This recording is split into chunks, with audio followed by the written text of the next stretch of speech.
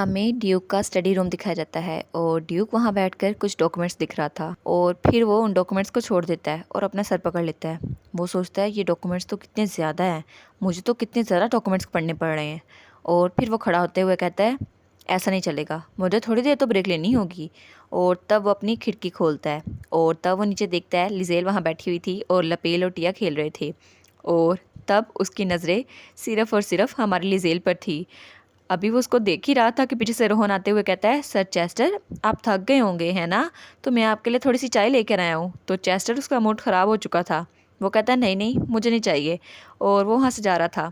तो रोहन कहता है हाँ आप कहाँ जा रहे हैं। तो वो कहता है वॉक पर, और दरवाज़ा उसके मुंह पे बंद कर देता है। तो वो कहता है हाँ मैं समझ गया। और फिर हमारा ड्यूक वो वॉक पे निकला हुआ था और आसमान को देखता है। वो सोचता है अब मेरा दिमाग वो थोड़ा सा ठंडा हो गया, तो शायद अब मुझे वापस चले जाना चाहिए। और तब वो कहता है मैं कुछ भी कर लूँ मैं उसे टकरा ही जाऊँगा अगर मैं इसी रास्ते पे चलता रहा। वैसे भी अनकॉन्शियसली मैं उसकी तरफ ही जाता रहता हूँ। और तब एक दरख्त के सहारा लेकर खड़ा होता है और कहता है मुझे लगा था ये सिम्टम्स बेटर हो जाएंगी, लेकिन ऐसा लग रहा है मैं पागल हो जाऊँगा। और तभी उसे आवाज़ सुनाई देती है क्या। और वो सुनता है तो वहाँ पर मेड्स और सर्वेंट बातें कर रहे थे, वही बातें जो हमने पहले सुनी थी। क्या सच में ड्यूक चेस्टर ने ऐसा किया। और मेड कहती है अपनी आवाज़ बंद रखो। तो वो कहती है सॉरी, लेकिन क्या ये सच में है। क्या ड्यूक ने सच में अपने भाई का एक्सीडेंट करवाया था ताकि उसे ड्यूकडम मिल सके। लेकिन ड्यूक अपने भाई के साथ ऐसा कैसे कर सकता है। और हमारा ड्यूक ये सारी बातें सुनकर बहुत ज़्यादा बुरा महसूस करता है। वो कहता है मुझे अपने ही घर में इतनी सारी बकवास सुननी पड़ रही है, लेकिन ऐसा नहीं है मैं सब कुछ बर्दाश्त कर सकता हूँ, लेकिन दफ़ा करो इसे। वैसे भी मुझे वापस जाना चाहिए, पहली बार तो नहीं सुन रहा ये सारी बातें। और तभी उसे आवाज़ आती है किसने कहा ये।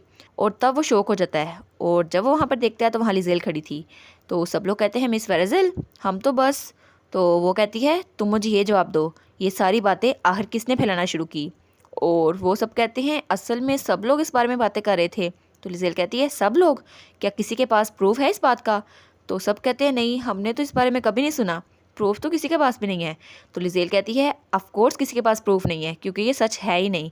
और फिर वो सोचती है अगर मैंने लास्ट तक बुक ना पढ़ी होती तो मैं भी यही सोचती, लेकिन मुझे अब पता है। और उन सब से कहती है मेरी बात सुनो, तुम लोगों में से किसी ने दोबारा ये बात नहीं करनी, और ये सिर्फ गॉसिप्स है उसके अलावा कुछ नहीं, सिर्फ अफवाहें। और तुम लोग अपनी ज़ुबान ज़रा संभाल के रखना। और जहाँ तक मैं ड्यूक को जानती हूँ ड्यूक ऐसा है ही नहीं, वो कभी भी ऐसा काम कर ही नहीं सकता, समझ गए तुम लोग। और ड्यूक उसकी बात सुनकर बहुत ज़रा शौक होता है और तब वो अपना दिल पकड़ लेता है क्योंकि उसकी हार्ट बीट फिर से फास्ट हो चुकी थी। और लिजेल उनसे कह रही होती है आप वापस जाओ और बकवास करना बंद करो, अपने काम पे लगो। और तब वहाँ पे ड्यूक आता है और कहता है माय लेडी। और सब लोग उसको देख कर डर जाते हैं। और वो कहता है हवा बहुत ज़्यादा तेज़ चल रही है, आपको ज़्यादा देर बाहर नहीं रहना चाहिए। और बाकी सब लोग वहाँ से भाग जाते हैं। और लिजेल सोचती है ये यहाँ पर कब आया, क्या इसने सुन लिया मैं लोगों को डांट रही थी। तो वो कुछ बोलती नहीं है और ड्यूक भी चुप था। तब वो वहाँ से भागते हुए सोचती है कितना ऑकवर्ड हो रहा है, मुझे तो यहाँ से चले जाना चाहिए। और ड्यूक से कहती है मैं बहुत देर से बाहर हूँ, मुझे लपेल के पास जाना चाहिए। तो ड्यूक कहता है मैं भी उस तरफ जा रहा हूँ, तो मैं आपके साथ जा सकता हूँ।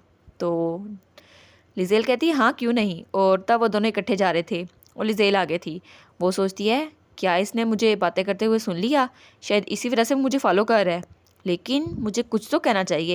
और तब वो मुंह पीछे करती है और ड्यूक से कहती है मैं माफ़ी मांगना चाहूँगी। ड्यूक कहते हैं हाँ लेकिन वो किस लिए। तो लिजेल कहती है रूमर्स के बारे में, मैंने एक्सीडेंटली इसको सुन लिया जब मैं वॉक पे निकली थी, लेकिन आपको ये बुरा लगा होगा है ना, आपको लगा था। तो ड्यूक वो बिल्कुल खामोश होता है और वो कहता है शायद इसको मेरी फ़िक्र हो रही है। और ड्यूक उसके सामने कहता है कोई बात नहीं, मुझे रूमर से फ़र्क नहीं पड़ता। तो लिजेल कहती है क्या आपको फ़र्क पड़ना चाहिए, आप कल्प्रिट हैं है ना, तो आपको बुरा लगना चाहिए। वैसे भी ये आपका मेंशन है, और अगर कोई मेरे बारे में ऐसे बात करे तो मैं चुप नहीं बैठूंगी, तब तक मुझे नींद ही नहीं आएगी अगर मैं लोग की बकवास सुनती रहूँगी। तो ड्यूक कहता है लेडी क्या आप श्योर हैं कि मैं कल्प्रिट नहीं हूँ, आप इस बारे में कैसे श्योर हैं कि मैं कल्प्रिट नहीं हूँ। तो लिजेल कहती है क्योंकि मैंने बुक पढ़ी थी, तुम कल्प्रिट नहीं हो, तुम तो अपने नेफ्यू के लिए पागल अंकल हो इसीलिए। और उसके सामने कुछ भी नहीं कह पाती। तब वो कहती है क्योंकि मैं श्योर हूँ कि ड्यूक ऐसा कुछ कर ही नहीं सकते, आप ऐसे इंसान है ही नहीं। तो ड्यूक उसकी बात सुनकर बिल्कुल चुप हो जाता है और वो सोचता है कितनी अजीब औरत है ये। और लिजेल कहती है अगर आप सच में कल्प्रिट होते तो आप लिपेल को रेस्क्यू ना करते, और आपने उसका कमरा सजाने में इतनी मेहनत की है, अगर आप उसको ना बचाना चाहते तो ऐसा कभी ना करते। तब ड्यूक सोचता है इसको मेरे बारे में इतना श्योर होने के लिए किस चीज़ ने मजबूर किया। और अब ये अपनी इन ग्रीन आइज से मेरी तरफ बिल्कुल सामने देख रही है और ये कहती है कि मुझ पर ट्रस्ट करती है। तब वो लिजेल को देखता है और उसको फिर से जगमगाती नजर आती है। तो ड्यूक, उसका मुंह पूरा लाल हो चुका था। तो लिजेल उसके पास होते हुए कहती है, ड्यूक क्या आपको कहीं चोट आई है? आपका पूरा मुंह तो लाल हो गया है। तो ड्यूक कहता है, नहीं नहीं, मुझे कहीं चोट नहीं आई। तो लिजेल कहती है, झूठे कहीं के, आपको बुखार है, आपका फोरहेड तो पूरा तपा हुआ है। तो ड्यूक कहता है, नहीं, मुझे टच करना बंद करो, मैं यहाँ से जा रहा हूँ। और वो कहती है, ड्यूक बात तो सुन ले, लेकिन वो वहाँ से जा चुका था। फिर सीन चेंज होता है और हमें किचन का सीन दिखाया जाता है और वही मेड्स आपस में बातें कर रही थी। कितना स्केरी था, पहले लेडी और फिर ड्यूक। लेकिन मुझे खुशी है कि लेडी ने हमें डांटा, ड्यूक ने नहीं। तो तब वहाँ पर वही खड़ूसी मेड आती है जो ड्यूक पे डोर डाल रही थी। वो कहती है, तुम उसकी बातें क्यों सुन रही थी? वो फ्रॉड है। और ड्यूक ने कुछ नहीं कहा तो वो होती कौन है, घर की मालिक बनने वाली? और वो मेड्स कहती है, लेकिन हमें भी लगता है कि वो फ्रॉड नहीं है। वो सच में बहुत ज़्यादा परेशान थी जब वो बच्चा मिसिंग हो गया था। तो वही मेड कहती है, तुम लोग इडियट हो, ड्यूक के सामने वो सिर्फ एक्टिंग कर रही थी। और फिर वो गुस्से से सोचती है, मैं इसको और बर्दाश्त नहीं करूँगी। उसकी हिम्मत कैसे हुई ड्यूक को मुझसे चुराने की? और फिर वहाँ पे सूप बन रहा था और शेफ़ कहता है, ऑल राइट, ये बन गया। और टिया कहती है, क्या मैं इसको ले जा सकती हूँ? तो शेफ़ कहता है, क्या ये सच में ऐसा ही है? मेडिसिन इतनी अच्छी है? तो टिया कहती है, हाँ, फिजिशियन ये प्रिस्क्रिप्शन दी थी, इसलिए ये ऐसे ही बनेगा। तो शेफ़ कहता है, कितनी अच्छी बात है, लेकिन मुझे बहुत ज़्यादा दुख है, वो कल की ठंड से बहुत ज़्यादा बीमार हो गई हैं। शायद वो मास्टर के साथ बहुत ज़्यादा खेलती हैं इसीलिए। तो टिया कहती है, हो सकता है, वैसे भी कल कितनी ज़्यादा ठंड थी। तो शेफ़ कहता है, जाकर उन्हें चेक करो, अगर उन्हें खाने के लिए कुछ चाहिए होगा तो मुझे बता देना, मैं बना दूंगा। तो टिया कहती है, हाँ क्यों नहीं। और तब वो वहाँ से जाने लगती है तो उसी खड़ूस मेट से टकरा जाती है। तो टिया कहती है, सॉरी रेजिना। तो रेजिना कहती है, देख के चलो कहाँ जा रही हो तुम। और वो बहुत ज़रा गुस्से में लग रही थी। वो कहती है, इसको कहा था कि मेहमानों की देखभाल करे, लेकिन इसको बस दूसरों के काम में टांग अड़ाना ही आता है। और टिया कहती है, क्या? और फिर वो वहाँ चली जाती है। तब रेजिना हेड शेफ़ के पास जाती है और कहती है, शेफ़ ये वही सीजनिंग है जो आपने मांगी थी। और टिया को वहाँ जाते हुए देखती है। वो सोचती है, वो चालाक लोमड़ी इस बार वो बहाना बना रही है कि वो बीमार हो गई है। शायद पिछली बार उसका बहाना बहुत ज़्यादा काम आ गया था, इसलिए उसको लगा कि ड्यूक के पास जाने का ये अच्छा मौका है। लेकिन कितनी बेकार है वो। और फिर वो रुमाल को मुट्ठी में बंद करती है और कहती है, चलो देखते हैं वो कब तक प्रिटेंड कर सकती है। हमारा रिलेशनशिप तो वो कभी डैमेज नहीं कर पाएगी, क्योंकि ड्यूक ने सबसे पहले मुझे चुना था डे 1 से। और वो सोचती है कुछ भी चेंज नहीं हुआ। तो शेफ़ पीछे सोच रहा होता है, इसके साथ मसला क्या है, ये पागल वागल तो नहीं हो गई। और तब टिया लिजेल के रूम के बाहर पहुंचती है। वो कहती है, लेडी लिजेल, ये मैं हूँ। और जब वो दरवाज़ा खोलती है तो वो कहती है, मैं सूप ले आई हूँ जो आपने रिक्वेस्ट की थी। लेकिन वहाँ देखकर वो बिल्कुल ही शॉक हो जाती है। और वहाँ लिजेल लेटी हुई थी और लपेल उसे कहा था, लिजेल प्लीज़ मरो नहीं। तो लिजेल कहती है, मैं मर नहीं रही, मैं ठीक हूँ। तो लपेल रोते हुए कहता है, तुम कितनी झूठी हो, तुमसे तो हिला भी नहीं जा रहा। टिया आते हुए कहती है, यंग मास्टर वो बिल्कुल ठीक है, थोड़े से रेस्ट के बाद वो ठीक हो जाएंगी। तो लपेल रोते हुए कहता है, लेकिन वो तो हिल भी नहीं पा रही। तो लिजेल कहती है, टिया क्या तुम लपेल को यहाँ से ले जाओगी? अगर वो मेरे पास रहा तो उसको भी फ्लू हो जाएगा। तो टिया उसको उठाने लगती है। तो वो कहता है, नहीं नहीं, मुझे लिजेल के साथ रहना है, मैं कहीं नहीं जाऊँगा। तो टिया कहती है, आप चले ना, हम लोग बाहर जाके खेलते हैं। तो वो कहता है, नहीं मुझे कहीं नहीं जाना। लेकिन टिया उसको उठा लेती है और बड़े आराम से उठाती है उसको। तब वो वहाँ से उसको ले जा रही होती है और कहती है, आप थोड़ा रेस्ट करें। तो लिजेल कहती है, थैंक यू। और वो सोचती है, मैं बहुत ज़्यादा खुश हूँ कि टिया यहाँ पर है। लेकिन उसका सर बहुत ज़्यादा दर्द कर रहा था। वो कहती है, ऐसा नहीं होगा, मुझे नहीं पता था थोड़ी देर बाहर रहने से मुझे इतनी ज़्यादा ठंड लग जाएगी। और फिर वो यहाँ लेटे हुए सोचती है, यहाँ आए हुए तो 3 वीक से ज़्यादा हो गया है और मैं ड्यूक के मेंशन पे तब से हूँ, लेकिन मैं लपेल के ज़्यादा से ज़्यादा क्लोज हुई जा रही हूँ। और ये सब कुछ कितना अजीब लग रहा है। मेरे पास बेड में लेटे रहने का ज़रा टाइम नहीं है, क्योंकि मुझे लपेल के साथ टाइम गुजारना है। और फिर सीन चेंज होता है और हमें लाइब्रेरी का सीन दिखाया जाता है और ड्यूक वहाँ किताबों के दरमियान में बैठा हुआ था। और फिर वो किताब को वापस पढ़ता है और वो सोचता है, मुझे लगा था ये कोई बीमारी होगी जिसका कोई इलाज होगा, लेकिन मेरे केस में ये ऐसा नहीं है। और अभी तक मैंने जो डॉक्यूमेंट्स रीड किए हैं उसमें मुझे सिर्फ एक बात समझ आई है, लाल चेहरा और पूरा दिन उसके बारे में सोचते रहना, ये समझना कि वो बहुत ज़रा खूबसूरत है। और मेरा दिल इतनी तेज़ से धड़कता है, मुझे ज़रूर उससे प्यार हो गया होगा। और वो सोचता है, इम्पॉसिबल।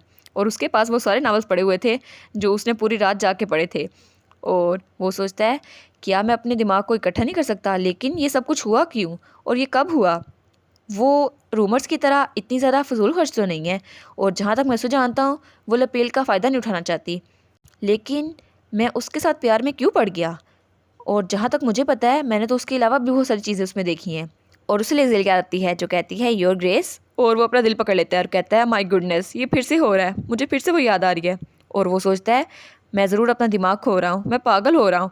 तभी वहाँ पे रोहन आता है तो वो डर जाता है। वो कहता है रोहन तुम कब आए? तो वो कहता है योर ग्रेस, आपने अपने काम ख़त्म कर लिए? जो डॉक्यूमेंट्स आपको दे गया था क्या आपने उसको साइन कर लिया? लेकिन आप तो बुक्स पढ़ रहे हैं। तो वो कहता है 1 मिनट रुको, और जल्दी से उस डॉक्यूमेंट पे साइन कर देता है। और फिर रोहन से कहता है रोहन, तो रोहन कहता है यस। ड्यूक कहता है रोहन तुम मेलोनी को पसंद क्यों करते हो? और मेलोनी रोहन की वाइफ का नाम था। ओ यार ये शादीशुदा है, मुझे लगा था इसकी टिया के साथ जोड़ी बनेगी, लेकिन चलो मेलोनी तुम भी खुश नसीब हो। और रोहन कहता है आपका क्या मतलब है इस बात से?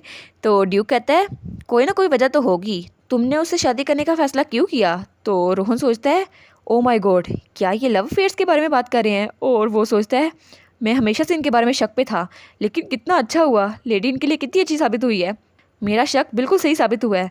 तब ड्यूक कहता है मुझे फालतू में घूरना बंद करो, मुझे अनकंफर्टेबल फील हो रहा है, बस मेरे सवाल का जवाब दो। तब रोहन सीरियस होता है और कहता है मुझे आपको जवाब देना चाहिए, आपको गाइडेंस की ज़रूरत है। तो वो कहता है सिर्फ एक वजह थी, अचानक एक दिन मुझे पता चला कि मैं उसे पसंद करता हूँ। तो ड्यूक कहता है एक दिन, इसका मतलब है तुम अचानक उसके प्यार में पड़ गए? तो वो चमकते हुए कहता है हाँ, क्योंकि प्यार में कुछ भी नामुमकिन नहीं है। यार ये अपनी बीवी से कितना प्यार करता है। तब रोहन कहता है आपका पहला इंप्रेशन जैसा भी हो, लेकिन जैसे जैसे आप एक दूसरे को समझते हैं आपका रिलेशनशिप उतना स्ट्रॉन्ग होता जाता है। और तब ड्यूक सोचता है अगर ऐसी बात है तो इसके बारे में कोई एक्सप्लेनेशन नहीं है। और तभी दरवाजे पे दस्तक होती है और रोहन और ड्यूक दोनों उस तरफ देखते हैं, और वहाँ पे टिया थी। वो कहती है योर ग्रेस मैं टिया हूँ, क्या मैं अंदर आ सकती हूँ? तो ड्यूक कहता है हाँ अंदर आ जाओ। तो वो कहती है माफ़ी चाहूँगी लेकिन मास्टर लेपेल आपको मिलना चाहते हैं। तो ड्यूक वहाँ से खड़ा होकर कहता है सच में, क्या तुम्हें कुछ चाहिए था? तो वो जल्दी से उसके पाँव के साथ लिपट जाता है और कहता है अंकल मैं क्या करूँ, लिजेल तो मर गई है। तो रोहन कहता है क्या? ड्यूक कहता है क्या, उसको क्या हुआ अचानक? तो टिया कहती है नहीं नहीं उनको कुछ नहीं हुआ, उन्हें बस थोड़ी सी ठंड लग गई है, उन्हें डर था कि मास्टर को भी फ्लू ना हो जाए, इसलिए उन्होंने कहा मैं इसको ले जाऊँ। तो ड्यूक कहता है समझ गया मैं। तब वो कहता है लेडी कैसी है?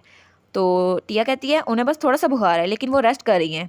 तब रोहन कहता है वाओ ये तो अच्छा चांस है। और तब ड्यूक के पास आते हुए कहता है योर ग्रेस। तो ड्यूक कहता है हाँ।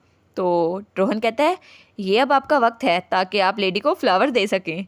और ड्यूक कहता है क्या फ्लावर्स? लेकिन मुझे उसे फ्लावर्स देने की क्या ज़रूरत है?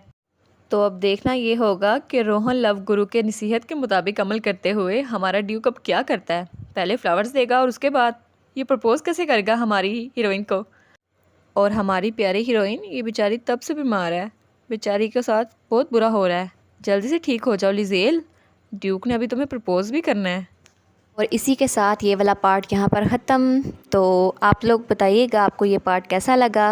प्लीज़ लाइक करिएगा, कमेंट करिएगा और शेयर करिएगा। और जो न्यू व्यूवर्स हैं काइंडली वो चैनल को सब्सक्राइब कर दें। और पिछली वीडियोस का लिंक आपकी स्क्रीन पर नज़र आ रहा होगा तो काइंडली उनको भी चेकआउट कर लें। Thank you so much.